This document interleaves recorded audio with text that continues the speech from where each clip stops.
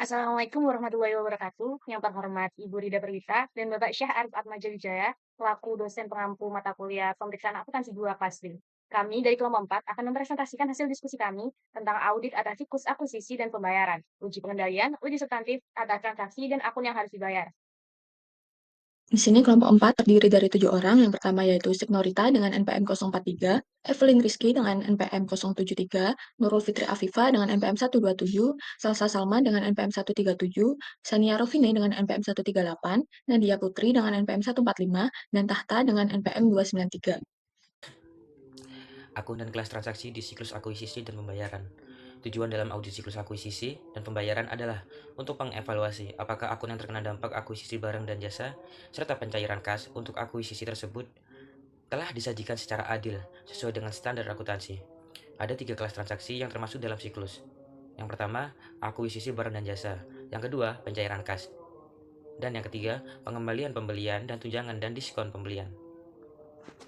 Baik, di sini kita membahas tentang fungsi bisnis dalam siklus dan dokumen serta catatan terkait. Dan di sini siklus akuisisi dan pembayaran mencakup proses untuk memperoleh barang dan jasa, dimulai dengan permintaan pembelian oleh karyawan yang berwenang dan diakhiri dengan pembayaran utang usaha. Baik, di sini terdapat bentuk permintaan yang tepat dan persetujuan yang diperlukan bergantung pada sifat barang dan jasa serta kebijakan perusahaan. Dan di sini terdapat 2 dokumen. Untuk yang pertama yaitu permintaan pembelian, di mana permintaan pembelian ini adalah alat penting bagi perusahaan untuk mengelola permintaan barang dan jasa secara efisien oleh karyawan yang berwenang. Lalu untuk yang kedua yaitu purchase order atau pesanan pembelian, di mana purchase order ini adalah dokumen penting untuk memesan barang dan jasa dari vendor. Nah, penerimaan barang oleh perusahaan adalah tahap krusial di mana akuisisi dicatat. Baik, untuk yang selanjutnya yaitu pencatatan yang cepat dan akurat atas penerimaan barang dan jasa penting untuk memastikan laporan keuangan yang benar dan pengakuan kewajiban yang tepat. Di sini terdapat 8 dokumen yaitu meliputi yang pertama, faktur vendor, yaitu di mana faktur vendor mencatat jumlah, terutang dan detail transaksi yang berfungsi sebagai bukti akuisisi. Untuk yang kedua yaitu nota debit, di mana nota debit ini mengurangi jumlah terutang kepada vendor akibat pengembalian barang atau tunjangan, mirip dengan faktur namun untuk mengurangi utang. Lalu untuk yang ketiga yaitu voucher, di mana voucher ini tuh mencatat akuisisi dengan nomor urut dan menyertakan dokumen terkait seperti pesanan pembelian. Lalu untuk yang keempat yaitu transaksi akuisisi berkas. Nah, berkas transaksi ini akuisisi mencatat semua transaksi untuk periode tertentu. Untuk yang kelima yaitu jurnal atau daftar isi, di mana jurnal akuisisi ini mencatat detail transaksi akuisisi termasuk vendor, tanggal, jumlah, dan klasifikasi akun. Untuk yang keenam yaitu file master akun hutang, di mana file master akun hutang ini mencatat transaksi dan saldo untuk setiap vendor dan harus sesuai dengan saldo di buku besar. Untuk yang ketujuh yaitu neraca saldo hutang usaha. Di sini neraca saldo hutang usaha mencakup jumlah terutang kepada setiap vendor atau faktur pada suatu waktu dan disiapkan dari berkas induk utang usaha. Dan yang ke-8 yaitu laporan vendor, di mana laporan vendor ini adalah bulanan untuk menunjukkan saldo awal, akuisisi, pengembalian, pembayaran, dan saldo akhir. Untuk yang selanjutnya yaitu pembayaran atas barang dan jasa mengurangi saldo akun kewajiban terutama akun hutang. Di sini terdapat 3 dokumen. Untuk yang pertama yaitu cek, di mana cek membayar akuisisi disiapkan dalam salinan, dicatat sebagai pengeluaran kas dan setelah diuangkan menjadi dokumen. Nah, beberapa perusahaan itu menggunakan transfer dana elektronik seperti EFT untuk pembayaran. Untuk yang kedua yaitu file transaksi pengeluaran kas, di mana file transaksi pengeluaran kas ini tuh mencatat semua transaksi pengeluaran kas dalam periode tertentu. Nah, ini tuh mencakup informasi serupa dengan berkas transaksi akuisisi. Untuk yang ketiga yaitu jurnal atau daftar pengeluaran kas. Di sini jurnal pengeluaran kas ini mencatat semua transaksi dalam periode tertentu dan informasi tersebut juga dicatat dalam berkas induk utang usaha dari buku besar umum. Oke, pada siklus akuisisi perusahaan itu harus berhati-hati untuk memasukkan semua transaksi akuisisi karena pencatatan di awal itu akan mempengaruhi laporan keuangan dan pengeluaran kas yang sebenarnya. Dan untuk itu maka perusahaan perlu untuk mengenali beban-beban yang ada. Beberapa dokumen dapat digunakan untuk mengenali beban yang ada. Yang pertama adalah faktur vendor, di mana faktur vendor ini adalah sebuah dokumen yang diterima dari vendor dan menunjukkan jumlah yang terutang untuk akuisisi. Yang kedua ada voucher, di mana voucher ini adalah dokumen bukti resmi yang digunakan untuk mencatat atau mengotorisasi suatu transaksi keuangan seperti pembelian atau pembayaran yang terkait dengan proses akuisisi. Kemudian ada nota debit. Nah, nota debit ini merupakan dokumen yang dikeluarkan oleh penjual atau pihak yang menagih kepada pembeli atau pihak yang berhutang untuk memberitahukan bahwa ada penambahan jumlah tagihan. Dan yang keempat ada transaksi akuisisi. Berkas ini memuat terkait semua informasi yang dimasukkan ke dalam sistem yang memuat informasi untuk setiap transaksi dan dibuat secara periodik.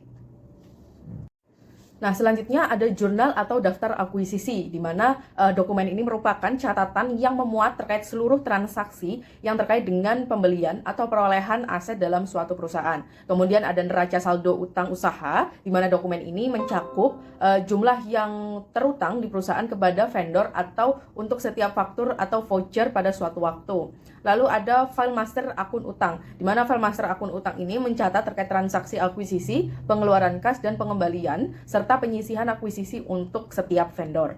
Dan yang terakhir ada laporan vendor, di mana laporan vendor ini merupakan dokumen yang disiapkan setiap bulan oleh vendor yang menunjukkan saldo awal, akuisisi, pengembalian, dan penyisihan, pembayaran kepada vendor, serta saldo akhir.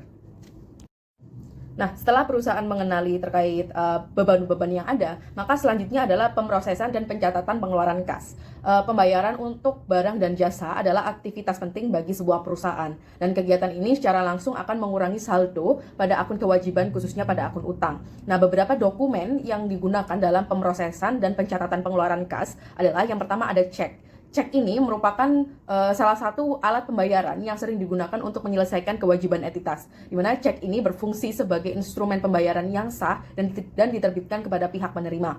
Lalu yang kedua adalah file transaksi pengeluaran, di mana dokumen ini adalah catatan yang memuat seluruh transaksi terkait pembayaran kas yang dilakukan oleh perusahaan. Dan file ini merupakan bagian penting dari sistem akuntansi yang bertujuan untuk melacak serta merekam pengeluaran kas. Dan yang terakhir adalah jurnal atau daftar pengeluaran kas, di mana daftar atau laporan yang dibuat dari berkas transaksi pengeluaran kas yang mencakup semua transaksi pada periode waktu apapun.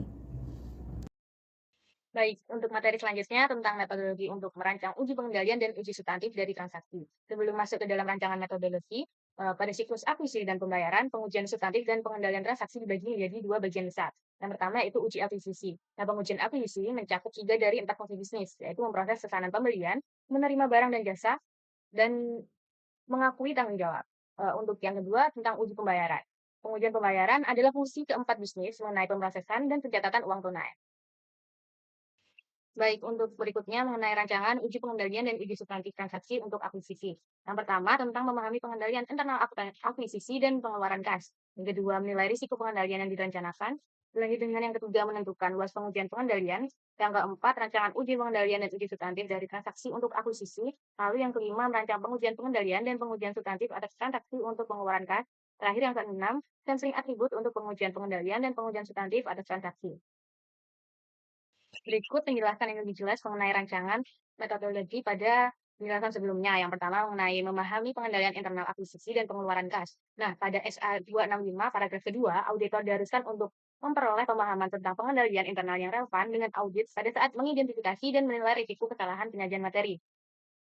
Auditor diwajibkan mampu memahami pengendalian internal siklus akuisisi dan pembayaran yang akan menjadi bagian dalam prosedur penilaian risiko. Nah, memahami sistem pengendalian internal dapat dilakukan dengan mempelajari penggunaan diagram alert client, meninjau kuesioner pengendalian internal, dan melakukan uji coba untuk transaksi akuisisi dan pencairan uang tunai untuk menyelesaikan proses penilaian risiko. Untuk rancangan yang kedua tentang menilai risiko pengendalian yang direncanakan. Yang pertama, adanya otorisasi untuk pembelian. Otoritas dinilai tepat ketika otorisasi digunakan untuk melakukan akuisisi dan akan memastikan bahwa barang dan jasa yang diperoleh adalah demi memenuhi tujuan perusahaan. Nah, yang kedua, tentang memisahkan penyimpanan aset dan fungsi lain. Perusahaan akan meminta departemen membuat laporan, mencetak beberapa salinan untuk diberikan ke tiap departemen. Yang ketiga, tentang pencatatan dan peninjauan transaksi yang independen. Perusahaan akan melakukan pencatatan kewajiban atas akuisisi yang dibuat atas dasar menerima barang dan terkadang juga pencatatan yang ditangguhkan hingga faktur vendor diterima. Sebelumnya, ada otoritas untuk pembelian. Nah, yang keempat ini ada otorisasi untuk pembayaran. Dilakukan pengendalian pengeluaran kas dengan cara menandatangani cek oleh individu yang memiliki wewenang tepat.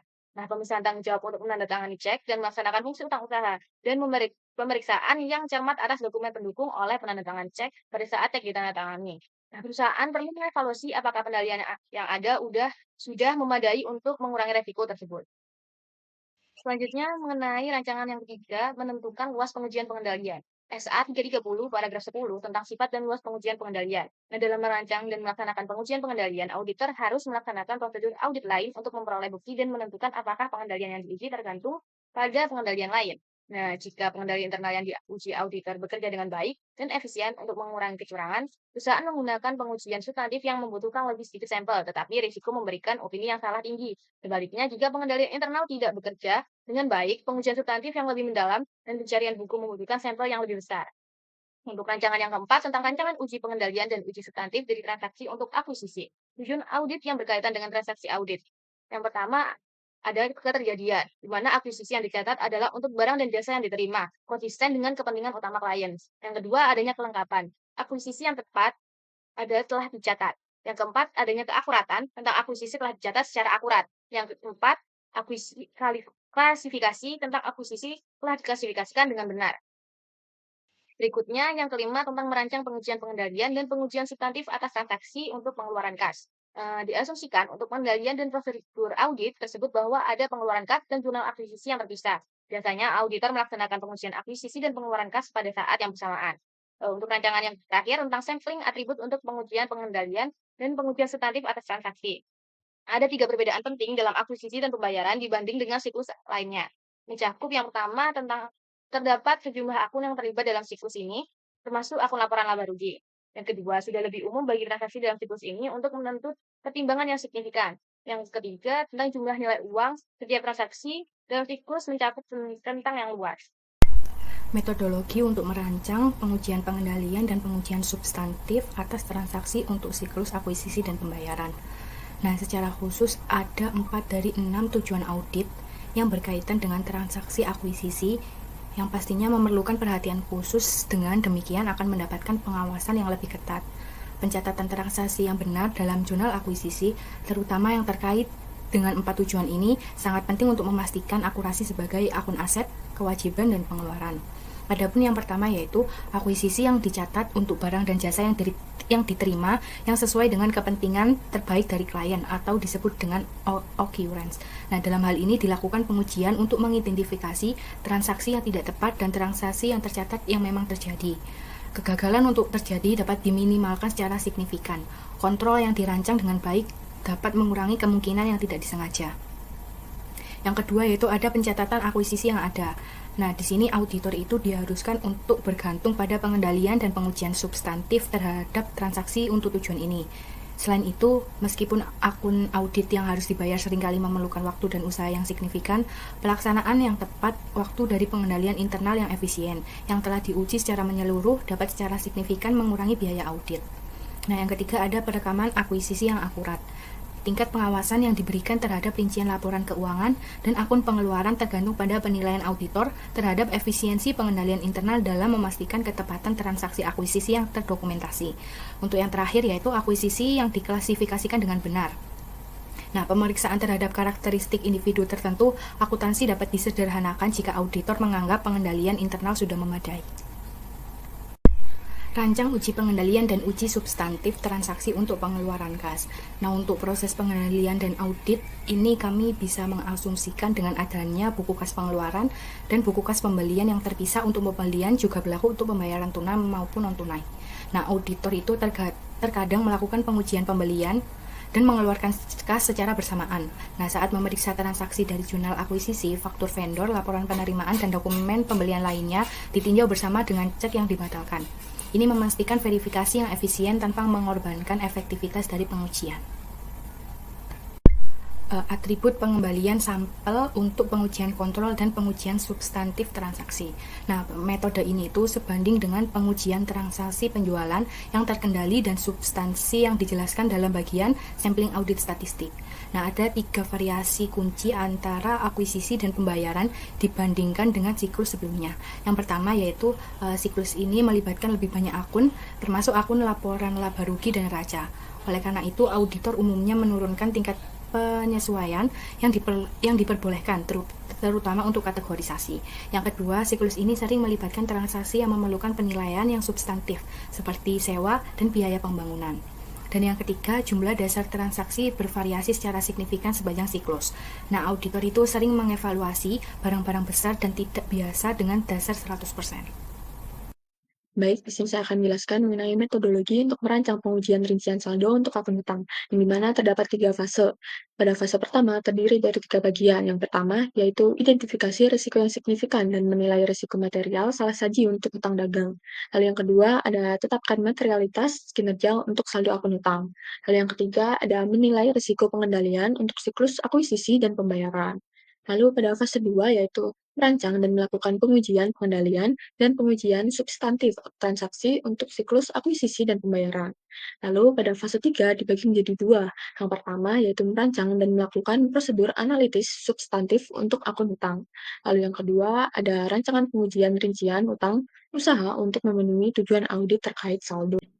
Baik, di sini ada fase pertama yaitu identifikasi risiko yang signifikan dan menilai risiko material salah saji untuk utang dagang, di mana sebagai bagian dari proses mengidentifikasi risiko signifikan dan menilai risiko salah saji material dalam utang usaha, auditor mempertimbangkan setiap perubahan terkini dalam siklus akuisisi dan pembayaran, di mana fokus banyak perusahaan untuk meningkatkan aktivitas manajemen meratai pasokan mereka yang telah menyebabkan banyak perubahan dalam desain sistem yang digunakan untuk memulai dan mencatat aktivitas akuisisi dan pembayaran di mana ada upaya untuk merampingkan pembelian barang dan jasa, termasuk peningkatan berbagai informasi dengan pemasok dan pengguna teknologi dan e-commerce untuk bertransaksi bisnis, mengubah semua aspek siklus akuisisi dan pembayaran bagi banyak perusahaan. Baik, selanjutnya kita pada fase 1, yang dimana bagian tetapkan materialitas kinerja untuk saldo akun utang. Nah, karena sejumlah besar transaksi mempengaruhi akun utang, saldonya seringkali signifikan dan terdiri dari beberapa saldo vendor dan relatif mahal untuk diaudit. Nah, bagi auditor biasanya menetapkan materialitas kinerja untuk akun utang yang relatif tinggi. Hal ini adalah alasan yang sama yang menghasilkan risiko inheren yang dinilai lebih tinggi. Lalu pada fase 2, bagian menilai risiko pengendalian untuk siklus akuisisi dan pembayaran. Nah, setelah auditor menetapkan materialitas kinerja dan menilai risiko salah saji material untuk utang usaha, mereka menilai risiko pengendalian berdasarkan pemahaman tentang pengendalian internal. Pengujian substantif akhir auditor bergantung pada efektivitas relatif pengendalian internal yang terkait dengan utang usaha. Oleh karena itu, auditor harus memiliki pemahaman menyeluruh tentang bagaimana pengendalian ini berhubungan dengan utang usaha. Baik, selanjutnya pada fase ketiga ada merancang dan melakukan prosedur analitis substantif untuk akun utang. Nah, auditor harus membandingkan total biaya tahun berjalan dengan tahun-tahun sebelumnya untuk mengungkapkan kesalahan penyajian akun utang dan akun biaya. Karena akuntansi entry ganda, kesalahan penyajian akun biaya biasanya juga mengakibatkan kesalahan penyajian akun utang yang sama. Oleh karena itu, membandingkan biaya berjalan seperti sewa, utilitas, dan tagihan terjadwal lainnya dengan tahun-tahun sebelumnya merupakan prosedur yang efektif untuk menganalisis akun utang ketika biaya dari tahun ke tahun diperkirakan relatif stabil. Fase ketiga selanjutnya adalah merancang dan melakukan pengujian rincian akun hutang keseimbangan. Tujuan keseluruhan dalam audit utang usaha adalah untuk menentukan apakah saldo utang usaha dinyatakan secara wajar dan diungkapkan dengan tepat. Sebagaimana tujuan tersebut juga berlaku untuk kewajiban dengan 3 modifikasi kecil, yaitu yang pertama adalah tujuan nilai yang dapat direalisasi tidak berlaku untuk kewajiban. Yang kedua ada aspek hak dari tujuan hak dan kewajiban tidak berlaku untuk kewajiban. Yang ketiga adalah untuk liabilitas. Penekanannya adalah pada pencarian pernyataan yang terlalu rendah dibandingkan dengan yang ada kelebihan. Pengujian kewajiban di luar periode. Karena penekanan pada pernyataan yang kurang tepat dalam akun kewajiban, pengujian kewajiban di luar periode penting untuk akun hutang. Prosedur audit yang sama digunakan untuk mengungkap akun hutang yang tidak tercatat. Hutang piutang yang ditagihkan berlaku untuk tujuan akurasi. Nah, berikut ini adalah prosedur audit yang umum dilakukan. Yang pertama adalah periksa dokumentasi yang mendasari pencairan kas selanjutnya. Nah, ini berarti bahwa auditor memeriksa dokumentasi pendukung untuk pengeluaran kas setelah saldo, tanggal neraca saldo, untuk menentukan apakah pengeluaran kas merupakan kewajiban periode berjalan. Jika merupakan kewajiban periode berjalan, auditor harus menelusurinya ke neraca saldo utang usaha untuk memastikan disertakan. Prosedur selanjutnya yang kedua adalah periksa dokumentasi yang mendasari tagihan yang belum dibayar beberapa minggu setelah akhir tahun. Ini berarti bahwa auditor melaksanakan prosedur ini dengan cara yang sama seperti sebelumnya dan dengan tujuan yang sama pula. Nah, prosedur ini berbeda karena dilakukan untuk kewajiban yang belum dibayar menjelang akhir audit, bukan untuk kewajiban yang telah dibayar. Prosedur yang ketiga adalah menelusuri laporan penerimaan yang dikeluarkan sebelum akhir tahun ke faktur vendor terkait. Ini berarti bahwa semua barang dagangan yang diterima sebelum akhir tahun periode akuntansi harus dimasukkan sebagai utang usaha. dengan menelusuri laporan penerimaan yang diterbitkan hingga akhir tahun ke faktur vendor dan memastikan bahwa laporan tersebut dimasukkan dalam utang usaha. Auditor menguji kewajiban yang tidak tercatat. Selanjutnya yang keempat adalah telusuri laporan vendor yang menunjukkan saldo karena saldo percobaan utang. Jika klien menyimpan berkas laporan vendor, auditor dapat melacak setiap laporan yang memiliki saldo terutang pada tanggal neraca ke daftar tersebut untuk memastikan bahwa saldo tersebut tercantum sebagai hutang usaha. Prosedur yang terakhir, yang kelima, adalah kirim konfirmasi ke vendor yang berbisnis dengan klien. Nah, mengirim konfirmasi ke vendor aktif yang saldonya belum dimasukkan dalam daftar akun hutang merupakan cara yang berguna untuk mencari jumlah yang direalkan. Pengujian batas akun hutang dilakukan untuk menentukan apakah transaksi kelihatan yang dicatat beberapa hari dan setelah tanggal neraca dimasukkan dalam periode yang benar. Nah, ada dua, yaitu hubungan batas nilai dan pengamatan fisik persediaan, di mana dalam menentukan bahwa batas nilai utang usaha sudah benar, pengujian batas nilai harus dikoordinasikan dengan pengamatan fisik persediaan. Yang kedua adalah persediaan dalam transit, di mana dalam akun hutang, auditor harus membedakan antara akuisisi persediaan yang berdasarkan FOB destination dan yang dibuat berdasarkan FOB origin. Yang kedua adalah perbedaan antara faktur vendor dan laporan vendor.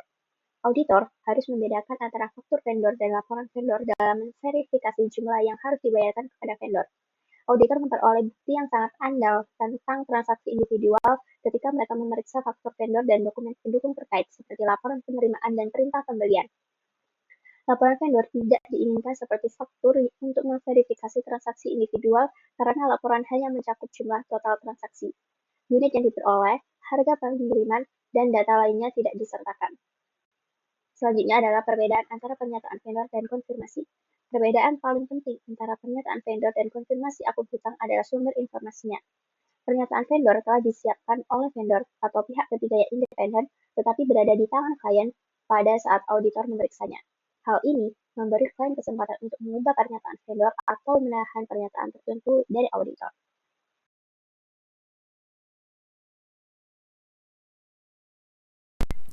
Nah, di sini kita masuk ke dalam studi case yang mana deskripsi kasus ini tentang PT ABC adalah perusahaan manufaktur yang mengkhususkan diri dalam pembuatan bahan konstruksi. Nah, audit tahunan yang mengungkapkan bukti ketidakpatuhan dalam transaksi pengadaan dan pembayaran kepada vendor seperti yang diidentifikasi oleh auditor eksternal. Manajemen telah secara resmi meminta auditor untuk melakukan audit yang lebih komprehensif terhadap prosedur pengadaan dan pembayaran.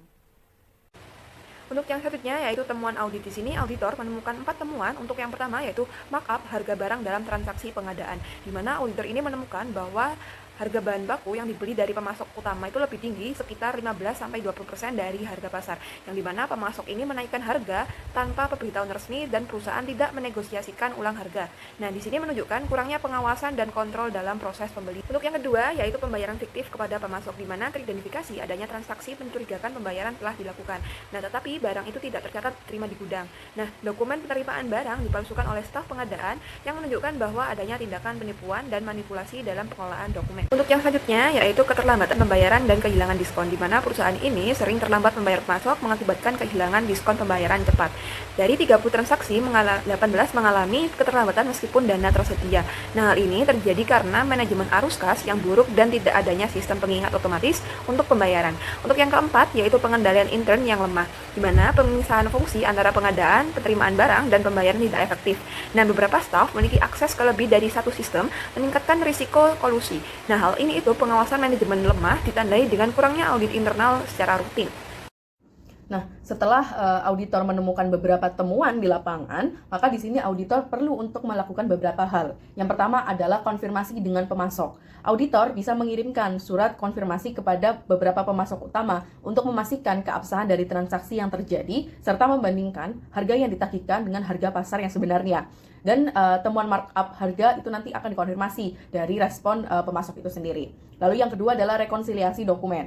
Auditor dapat melakukan rekonsiliasi dengan berbagai dokumen seperti dokumen pemesanan pembelian, dokumen penerimaan barang, dan faktur pemasok. Dalam proses ini ditemukan adanya faktur pembayaran yang tidak didukung dengan bukti penerimaan barang yang sah. Lalu yang ketiga ada wawancara dengan staf kunci. Auditor di sini perlu melakukan wawancara dengan beberapa staf seperti staf pengadaan barang, staf penerimaan barang, dan staf keuangan. Dan nantinya dari wawancara ini akan terungkap adanya kelemahan dari sistem pemisahan tugas di perusahaan tersebut, di mana salah satu staf di bagian pengadaan memiliki kewenangan yang terlalu besar sehingga memungkinkan adanya pemalsuan dokumen. Dan yang terakhir adalah analisis arus kas, di mana auditor perlu menganalisis laporan arus kas perusahaan tersebut, serta menganalisis sistem pembayarannya seperti apa, untuk mengevaluasi mengapa pembayaran sering terlambat. Dan di sini ditemukan bahwa perusahaan tidak menggunakan sistem pembayaran otomatis yang dapat mengingatkan staf keuangan akan jatuh temponya pembayaran. Rekomendasi auditor. Yang pertama, penegakan kontrol internal yang lebih kuat. Kami merekomendasikan agar perusahaan memperbaiki pemisahan tugas dengan memastikan staf yang terlibat dalam pengadaan tidak memiliki akses ke sistem penerimaan barang atau sistem pembayaran. Perlu dilakukan audit internal secara berkala untuk mengurangi risiko kecurangan. Yang kedua, negosiasi harga dengan pemasok. Kami menyarankan agar perusahaan melakukan renegosiasi kontrak dengan pemasok untuk mendapatkan harga yang lebih wajar atau mencari pemasok alternatif jika diperlukan. Yang ketiga, implementasi sistem pembayaran otomatis. Untuk menghindari keterlambatan pembayaran dan kehilangan diskon, perusahaan disarankan untuk mengadopsi sistem pengelolaan pembayaran yang otomatis dan terintegrasi dengan sistem keuangan. Dan yang terakhir, investigasi lanjutan terhadap staf terkait. Kami merekomendasikan agar perusahaan melakukan investigasi lebih lanjut atas staf yang terlibat dalam pemalsuan dokumen penerimaan barang, dan jika terbukti salah, perlu dilakukan tindakan tegas. Hasil akhir dari kasus ini adalah setelah audit dilakukan, perusahaan PT ABC segera melakukan perombakan pada sistem kontrol internalnya, memberhentikan staf yang terlibat dalam penyalahgunaan wewenang, dan memperbaiki sistem pengelolaan, pengadaan, serta pembayaran untuk mencegah kasus serupa di masa mendatang ataupun masa depan. Selain itu, gaya negosiasi dengan pemasok berhasil menurunkan harga bahan baku hingga sesuai dengan harga pasar. Nah, pembelajaran dari kasus ini adalah kasus ini menunjukkan pentingnya memiliki sistem kontrol internal yang efektif, pemisahan tugas yang jelas, serta sistem manajemen keuangan yang terintegrasi agar perusahaan tidak mengalami kerugian akibat kecurangan atau ketidakefisiensian dalam siklus akuisisi dan pembayaran. Mungkin sekian presentasi dari kelompok kami. Mohon dimaafkan apabila ada salah kata. Wassalamualaikum warahmatullahi wabarakatuh.